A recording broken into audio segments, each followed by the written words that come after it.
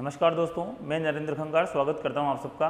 बेटा, last videos में हम पढ़ रहे थे कोलिगेटिव प्रॉपर्टीज़ के बारे में, अणुसंख्यक गुणधर्म के बारे में हम लोग पढ़ रहे थे। दो अणुसंख्यक गुणधर्म हम पढ़ चुके हैं। पहला अणुसंख्यक गुणधर्म हमने पढ़ा था वाष्प दाब में आपेक्षिक अवनमन, और दूसरा पढ़ लिया क्वथनांक उन्नयन। उनसे रिलेटेड न्यूमेरिकल्स भी हम कर चुके हैं। आज हम पढ़ेंगे तीसरा अणुसंख्यक गुणधर्म से हम बोलते हैं हिमांक अवनमन। ठीक है, इंग्लिश में बोलते हैं डिप्रेशन इन फ्रीजिंग पॉइंट। क्या बोलते हैं? हिमांक अवनमन। इंग्लिश में बोलते हैं डिप्रेशन इन फ्रीजिंग पॉइंट। अब देखो, डिप्रेशन मतलब कमी, यानी यहां पर अवनमन का अर्थ क्या होता है?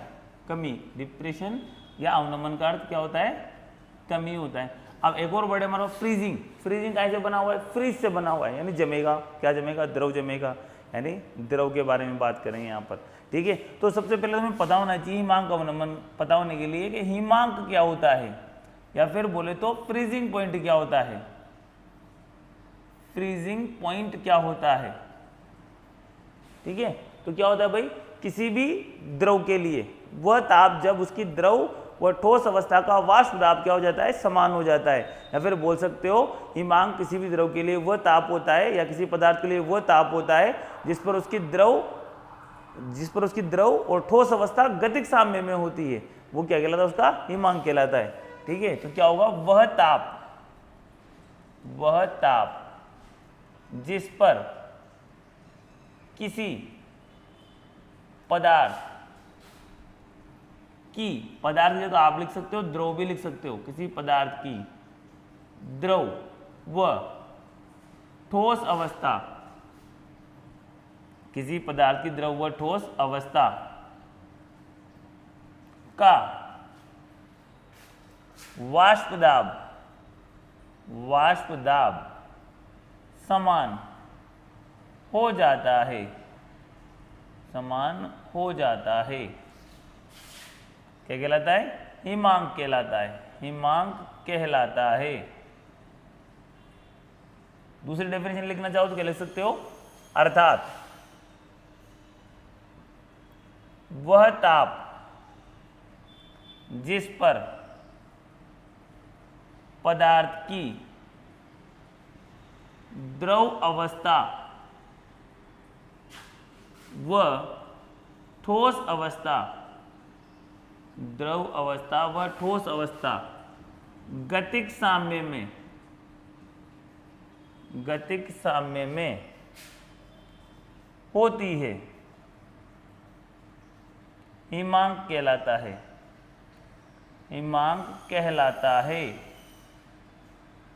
समझ गए बेटा? अब हम बात करेंगे, ग्राफ बनाएंगे जो हमने लास्ट वीडियो में भी बनाया था ग्राफ। ठीक है, और इस वीडियो में भी वैसा ही ग्राफ बनाने वाले हैं। समझ गए बेटा? तो ये ग्राफ बनाएंगे हम। ये हमने ग्राफ स्टार्ट किया इधर से, और लास्ट वीडियो में मैंने तुम्हें बताया था ये वाष्प दाब वाली एक्सिस है, यानी ये वाली एक्सिस किसको रिप्रेजेंट कर रही है? वाष्प दाब को। ये वाली ताप को रिप्रेजेंट कर रही है। अब देखो, हम क्या मान लेते हैं? हमारे पास क्या है? शुद्ध विलायक। ये लो साहब, ये हमारे पास A और ये क्या है? हमारा B। चलो इसको थोड़ा छोटा कर देते हैं, इतना लंबा नहीं लेते हैं, यहाँ तक ले लेते हैं। ये हमारा B, ये क्या है? हमारा विलायक। अब आपको दिख रहा होगा कि हम जैसे जैसे टेम्परेचर कम करेंगे तो वाष्प दाब भी कम होगा। तो आप यूँ देखो कि ये जो है, ये वाला पॉइंट, ये यहाँ से यहाँ पर है मान लो। अब आपने ताप कम किया, ये ताप इसको यहाँ से रिप्रेजेंट, आप कम करोगे तो वाष्प दाब कम, मान लो पॉइंट बी तक ले, आप ताप कम करते करते तो वाष्प दाब भी यहाँ से कहाँ जाएगा? यहाँ। यानी क्या होगा? अगर आप ताप कम करोगे तो वाष्प दाब का मान क्या हो जाएगा? कम हो जाएगा। ठीक है बेटा? और बिंदु बी वो है जहाँ पर क्या होगा? बिंदु बी हमारे लिए वो पॉइंट है, ये देखो, ये जो क्या है? TF नोट को रिप्रेजेंट कर रहा है, यानी ये है हमारे पास विलायक का हिमांक। यानी ये वो बिंदु है जहां पर ठोस व द्रव अवस्था गतिक साम्य में होती है। क्या होती है? गतिक साम्य में। उधर जाओगे अगर ऊपर जाओगे तो द्रव अवस्था, नीचे जाओगे तो ठोस अवस्था होगी। समझ गए बात को। और ये जो पॉइंट है, ये वाला पॉइंट आपको दिख रहा है जो इसको रिप्रेजेंट कर रहा है, कौन सा वाला, इसको हम डॉटेड कर देता हूं मैं, ये पॉइंट बी के वाष्प दाब को रिप्रेजेंट कर रहा है। अब आप तो यूं देखो, हमने लास्ट वीडियो में भी तुम लोगों को बताया था कि जब हम क्या करते हैं, अवाष्पशील विलेय पदार्थ मिलाते हैं तो वाष्प दाब का मान क्या हो जाता है, कम हो जाता है, क्योंकि अवाष्पशील विलेय तो वाष्प में बदल ही नहीं पाता। अब हम इस पॉइंट पर क्या करते हैं, इस पे अवाष्पशील विलेय मिलाते हैं और मिलाते मान लो कि वाष्प दाब कितना हो गया, यहाँ पर पहुंच गया। मैंने लास्ट वीडियो में बताया, हो सकता है मैं तुम्हें बताना भूल गया हूँ कि ये जब कम करोगे आप ताप, तभी तो वाष्प दाब कम होगा, यानी वाष्प दाब तो इतना हो जाएगा, लेकिन ये आएगा किसी चीज पर, लगभग यहाँ पर आएगा। यूँ मान लो आप, ये यहाँ पर आया है, ये यूँ मान लो ये यहाँ पर आया, चलो मैं इसको मिटा दूँ, ये यहाँ पर आया, ठीक है, यानी ये लो साहब, ये किसको रिप्रेजेंट कर रहा है, विलयन को, क्योंकि आपने इस पॉइंट पर क्या किया था, विलायक में अवाष्पशील विलेय मिलाया था। इसे मान लेते हैं ये क्या है हमारा C और ये क्या है हमारा D। तो ये इसके संगत जो हमारा पॉइंट होगा वो क्या होगा, TF, विलयन का हिमांक। अब आप तो यूं देखें कि ये जो था पॉइंट, यहाँ से ये ब्लू वाला जो था, इसको मैं मिटा देता हूँ D को 1 मिनट के लिए, ये यहाँ से लेते हैं, ये C को रिप्रेजेंट कर रहा है, यानी ये क्या है, हिमकृत विलयन, नहीं विलायक, क्या है हमारा, हिमकृत विलायक है, यानी B के यूं तो द्रव था, नीचे करें जमा हुआ विलायक है। अब आप देखो कि ये जो पॉइंट है ये यहाँ से यहाँ तक चला गया, यानी ये यूं ले लेते हैं, तो ये वो पॉइंट है टेम्परेचर का, ये वो पॉइंट है टेम्परेचर का, जब इसका जो वाष्प दाब था किसका, विलयन का, वो विलायक के क्या हो गया, वाष्प दाब के बराबर हो गया, यानी इस पॉइंट पर विलयन जमेगा, यानी ये जो TF है ये क्या है, विलयन का हिमांक है। कुछ नहीं कर रहे हैं, सबसे पहले हमने क्या किया, एक विलायक लिया है, विलायक का ताप कम करेंगे, ताप कम करेंगे तो वाष्प दाब का मान कम होगा, और बिंदु B वो पॉइंट मान लेते हैं जहां पर क्या होगा, इसकी ठोस व द्रवस्था गतिक साम्य, यानी बिंदु B क्या है, विलायक के हिमांक को मान लेते हैं। अब अवाष्पशील विलेय मिलाओगे तो क्या हो जाएगा, उसका वाष्प दाब कम हो जाएगा, वाष्प दाब कम होगा, डायरेक्ट कम नहीं होगा, ताप कम करोगे तो कम होगा। तो मान लो इस एक्सिस पर ताप, जैसे वाष्प दाब कम करोगे तो ताप कम करोगे, इतना ताप किया तब जाकर वाष्प दाब कम होगा, तो ताप को इस एक्सिस से दर्शाया और वाष्प दाब को इससे, तो इस पॉइंट पर इसका वाष्प दाब कितना हो गया, इतना, तो ये है इसका वाष्प दाब। अब आप देखो इसका अर्थ क्या दिख रहा है आपको, कि जो विलयन होता है वो विलायक से कम ताप पर ही जम जाता है, क्योंकि देखो इसका हिमांक कम है ना, क्या है, कम है, ठीक है। तो हिमांक में होने वाली इस कमी को हम क्या बोलते हैं, हिमांक अवनमन बोलते हैं, ठीक है। विलयन कब जमेगा, जब उसका हिमांक क्या होगा, ठोस विलायक, जब उसका वाष्प दाब क्या होगा, ठोस विलायक के वाष्प दाब के बराबर हो जाएगा। तो इस पॉइंट पर विलयन और विलायक दोनों के वाष्प दाब क्या हो जाएंगे, बराबर हो जाएंगे, तो ये क्या हो जाएगा, जम जाएगा। समझ गए बात को। तो बात करते हैं हिमांक अवनमन की, ठीक है। क्या है हमारे पास यहाँ पर, ये किसका हिमांक है, विलायक का, ये किसका हिमांक है, विलयन का। समझ गए बात को। तो ये हिमांक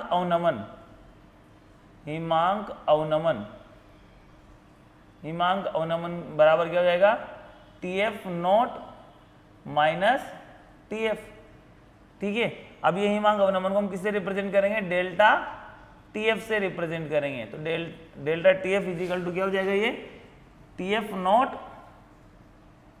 माइनस TF, ये हो गया हिमांक अवनमन। अब देखो डायग्राम में क्या दिख रहा है, ये लो इसको ले लेते हैं, ये क्या है हमारा, डेल्टा P, क्या है हमारा, डेल्टा P, और ये क्या है, डेल्टा TF, ये हिमांक अवनमन। समझ के बात को, डेल्टा P। तो क्या है, चित्र से क्या दिख रहा है, डायग्राम से क्या स्पष्ट है, delta TF is directly proportional to delta P, हो गया। बट राउले ने क्या बोला था बेटा, बट ये राउल्ट के अनुसार delta P is directly proportional to XB।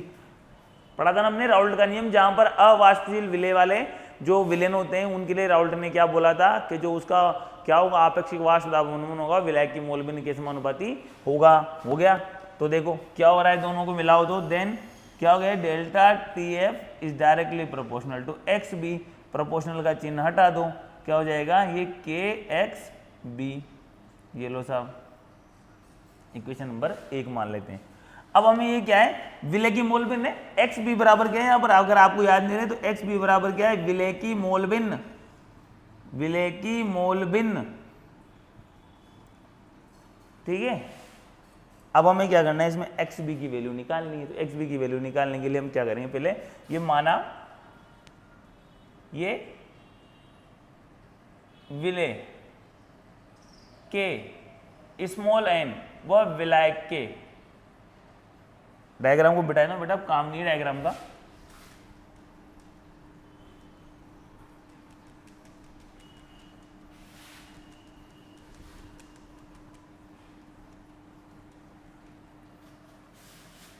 वो विलायक के कैपिटल एन मोल हो तो ये विलेय की मोल भिन्न, विलेय की मोल भिन्न एक्स बी बराबर क्या होगा, विलेय के मोल अपॉन कुल मोल। हमने पढ़ा है ऑलरेडी, अगर आपने नहीं पढ़ा वो वीडियो तो मैं डिस्क्रिप्शन में लिंक दे दूंगा, आप जाकर देख लेना। समझ गए बात को। अब क्या करेंगे, अति तनु विलयन के लिए, अति तनु विलयन के लिए, अब अति तनु विलयन क्या होता है, विलेय पदार्थ की मात्रा बहुत कम है, ठीक है, यानी क्या हो जाएगा, small n is very very less than capital n, then क्या हो जाएगा, small n plus capital n is approximately equal to capital n. विलेय की मात्रा बहुत कम थी, हमने दोनों किसके बराबर मान लिया, कैपिटल एन के बराबर मान लिया, हो गया।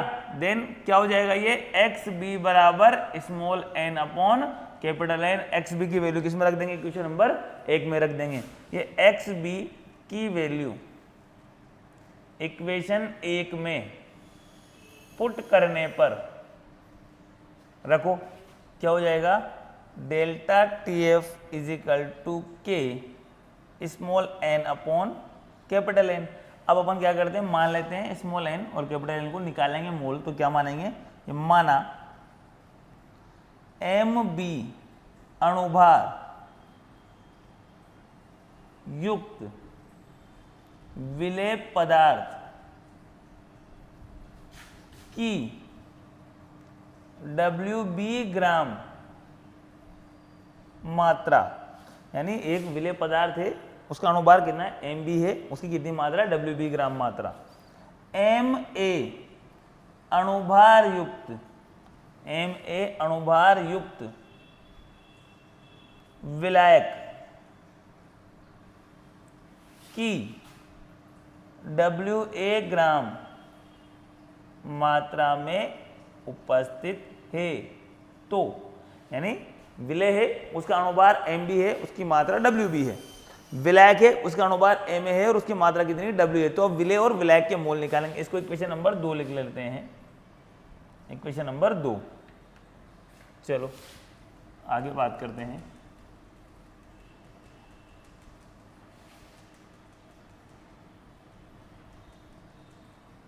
देखें क्या होगा, ये है तो ये विलेय के मोल, विलेय के मोल, विलेय के मोल हमें किससे रिप्रेजेंट करें, स्मॉल एन, क्या हो जाएगा, WB अपॉन MB ग्राम पर अणुभार, ठीक है। इसी प्रकार विलायक के मोल, ये विलायक के मोल, विलायक के मोल क्या है हमारे पास, कैपिटल एन, कैपिटल एन बराबर कितना हो जाएगा हमारे पास, WA upon MA। Small N और कैपिटल एन की वैल्यू किस में रखेंगे, क्वेश्चन नंबर 2 में। ये स्मॉल एन व कैपिटल एन की वैल्यू इक्वेशन 2 में पुट करने पर तो क्या हो जाएगा, delta T F is equal to K. ये अब हमें रखनी वैल्यू स्मॉल एन की, सबसे पहले को small N WB upon MB और नीचे कैपिटल एन लिखोगे तो क्या हो जाएगा, इंटू WA, ऊपर क्या आएगा MA, तो MA को कहाँ लिख देंगे, यहाँ लिख देंगे। इन दोनों को मिलाकर एक नया स्थिरांक लिख देंगे, कवतनांक 19 में लिखा था ना हमने स्थिरांक, वैसे इसमें लिख देंगे नया स्थिरांक। तो ये delta TF is equal to क्या हो जाएगा, KF into WB upon MB into WA। अब इस WA को हमें दे रखा है ग्राम में दे रखा है, देखो ग्राम में, तो केजी में चेंज करना है, क्या करेंगे 1000 का भाग देंगे। चलो इधर देंगे भाग,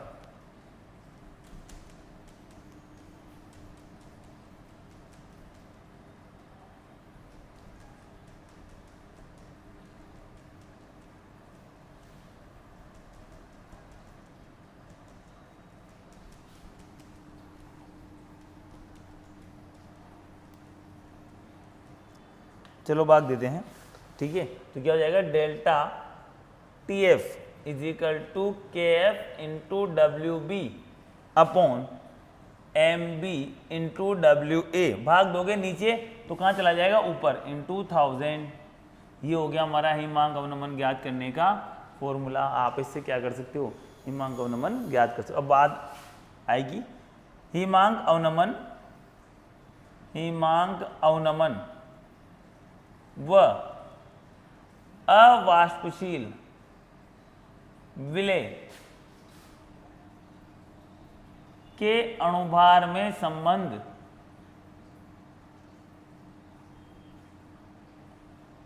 इसको इक्वेशन नंबर 3 डाल लेते हैं। तो क्या होगा ये, फ्रॉम इक्वेशन 3 हमें क्या ज्ञात करना है, ये ज्ञात करना है। तो क्या हो जाएगा, ये M B is equal to K F into W B into 1000 upon delta T f into W A. इससे अणुभार ज्ञात कर लेंगे, इससे हिमांक अवनमन ज्ञात कर लेंगे, ठीक है बेटा। अब बात करेंगे इनके न्यूमेरिकल्स की।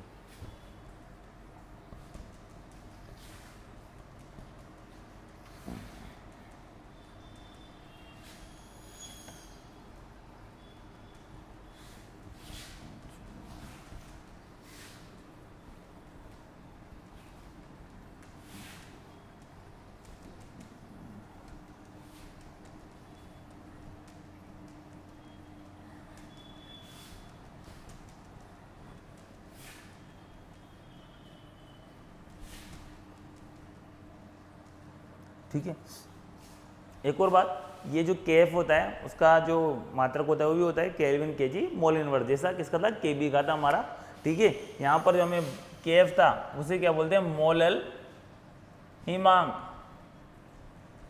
अवनमन, मोलल हिमांक अवनमन स्थिरांक, मात्रक क्या बताया, केल्विन केजी मोल इनवर्स, ठीक है बेटा। बात करेंगे न्यूमेरिकल की।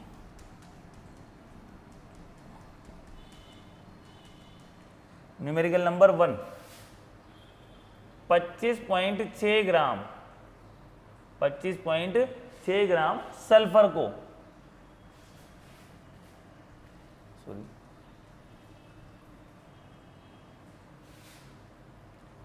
25.6 ग्राम सल्फर को 1000 ग्राम नेफ्थलीन में घोलने पर हिमांक अवनमन 0.68 केल्विन होता है, 0.68 केल्विन होता है, तो सल्फर का अणुसूत्र ज्ञात कीजिए यदि नेफ्थलीन के लिए K F is equal to 6.8 kelvin kg mole inverse हो। क्या कहा था हमें, सल्फर की मात्रा दे रखी कितनी, 25.6 ग्राम दी हुई है, इसको 1000 ग्राम नेफ्थलीन में घोलना है और हिमांक अवनमन कितना होगा इस पर घोलने पर, 0.68 केल्विन, और केएफ की वैल्यू दे रखी है। तो हमें क्या करना है, अणुसूत्र ज्ञात करना है, किसका, सल्फर का अणुसूत्र ज्ञात करना है। तो सॉल्यूशन चालू करते हैं। ये सॉल्यूशन, हमें इसके लिए क्या ज्ञात करना पड़ेगा, पहले एम बी ज्ञात करना पड़ेगा।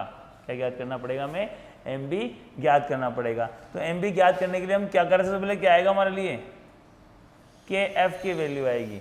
के एफ के बाद हमारे पास वैल्यू आएगी यहाँ पर डब्ल्यू बी इंटू 1000। उसके बाद हमारे पास नीचे जो वैल्यू आएगी वो आएगी डब्ल्यू ए, इसको हमने किस में चेंज किया था, 1000 में चेंज किया था ना। उसके अलावा हमारे पास वैल्यू आएगी डब्ल्यू ए के अलावा एक वैल्यू कौन सी रहेगी हमारे पास, डेल्टा टी एफ, ठीक है। ये फॉर्मूला था, तो लिखें भाई, हमारे पास गिवन क्या क्या है, देखो के एफ दिया हुआ है 6.8 केल्विन केजी मोल इनवर्स, क्या दिया हुआ है, केल्विन केजी मोल इनवर्स 6.8 है बेटा। केएफ के बाद हमारे पास डब्ल्यू बी हमें दिया हुआ है 25.6 ग्राम। उसके बाद हमें क्या दिया हुआ है, डब्ल्यू ए कितना है, 1000 ग्राम। उसके अलावा हमें क्या दिया हुआ है, डेल्टा टी एफ ऑलरेडी उसने दे रखा है, हिमांक अवनमन 0.68 केल्विन। ठीक है, तो वैल्यू रख देते हैं। वैल्यू रखोगे तो क्या हो जाएगा, ये M B is equal to K F की वैल्यू कितनी है बेटा, 6.8 इंटू डब्ल्यू बी क्या, कहाँ गया हमारा, डब्ल्यू बी की वैल्यू दे रखी है 25.6, ठीक है, इंटू 1000 अपॉन डब्ल्यू ए की वैल्यू 1000 इंटू हमको क्या दे रखा है, डेल्टा टी एफ दे रखा है 0.68। तो देखें आप, पहले तो 1000 से 1000 गया, ये इससे कितनी बार जाएगा, 6.8 10 बार, ये 10 बार गया, इसको इससे गुणा करोगे तो एम बी बराबर कितना आ जाएगा, 256 ग्राम। अब ये तो हमारे पास एम बी आया है, ठीक है। अब माना सल्फर का अणुसूत्र SX है, तो ये तो अणुसूत्र है, तो इसको अणुभार ज्ञात करना हो तो कैसे ज्ञात करेंगे, x को s से गुणा कर देंगे, हो तो इसका अणुभार कितना होगा, x इंटू एस, मतलब सल्फर के एक परमाणु को भार, सल्फर के एक परमाणु को भार कितना, तो 32 होता है, तो कितना हो जाएगा, अणुभार बराबर ये x इंटू 32, हमें अणुभार दे रखा है कितना, 256 ग्राम, तो कितना हो जाएगा, 256 is equal to X into 32, तो x बराबर कितना हो जाएगा, 256 बटा 32, यानी कितना हो जाएगा 8। तो x की वैल्यू कितनी आ गई, 8, x बराबर कितना हो गया 8। देन सल्फर का अणुसूत्र क्या हो जाएगा, ये अणुसूत्र इज इक्वल टू S8, ये क्या हो गया, इसका अणुसूत्र हो गया। समझ गए बात को, चलो ठीक है, अब हम इसको मिटा देते हैं।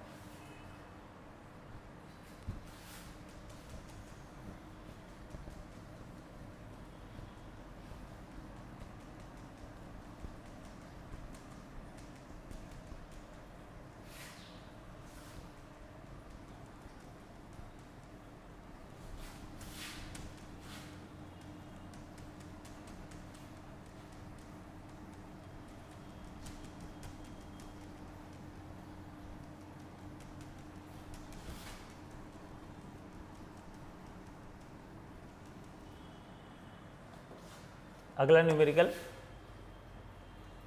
उस ताप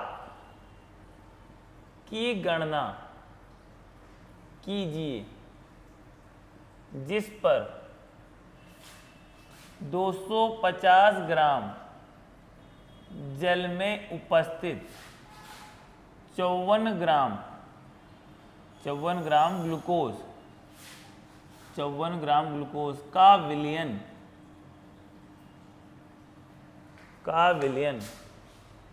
जम जाएगा यदि Kf is equal to 1.86 kelvin kg mole inverse हो। ठीक है भाई, ताप ज्ञात करना, 250 ग्राम हमारे पास क्या है, जल है, 250 ग्राम जल के बाद हमारे पास क्या है, 54 ग्राम ग्लूकोज है। ठीक है, तो इसका ज्ञात करना है हमें, तो हम ज्ञात करेंगे ये सॉल्यूशन। अब हमें क्या ज्ञात करना है, डेल्टा टी एफ। तो delta T F is equal to, सबसे पहले तो आया K F into W B into 1000, W B आएगा तो नीचे क्या आएगा, एम बी आएगा और डब्ल्यू ए आएगा।